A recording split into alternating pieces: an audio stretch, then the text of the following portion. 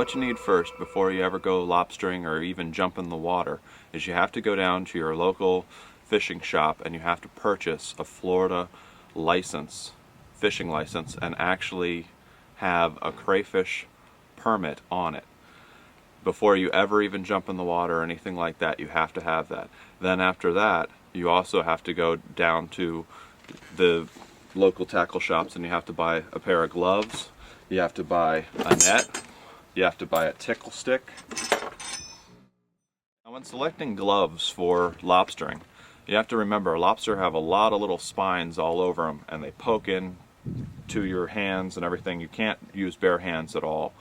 These gloves right here are okay. The reason I'm not real crazy about these is they're just made of a cloth and the little spines and stuff will actually poke through the little tiny holes on these gloves. I really like the rubber coated gloves. These offer you a lot more protection. You don't feel the little things poking your hands. Sometimes, I mean, you know, they'll cut through, you'll start bleeding and everything. So these are the gloves I really like when you're lobstering. This is the kind of tickle stick I like. It's a metal tickle stick. It's got a little bit of curved end right here. The curved end is for turning the lobster and actually poking them from behind.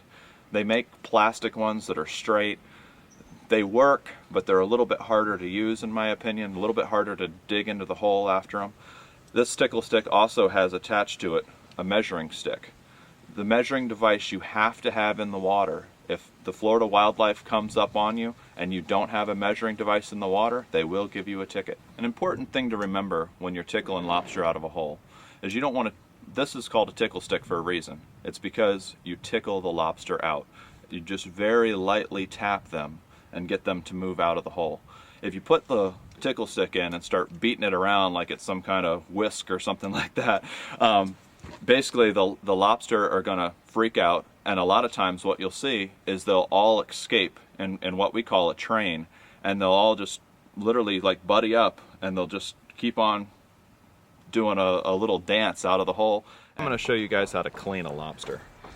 The best way is just take one hand, grab onto the hard shell, take the other hand, grab onto the tail, and you're gonna twist. Now there's gonna be a lot of juice that squirts out of this thing. And there's all the meat. Now there's a lot of meat still left inside the head. Some people like to cut this thing open and get every scrap of meat, but most of your meat is right here. The next thing you want to do is you want to snap off an antenna off of the lobster's head. Now the reason for that is you take one antenna and you're actually clearing the vein that's in the actual tail. It's basically where all the entrails and everything are.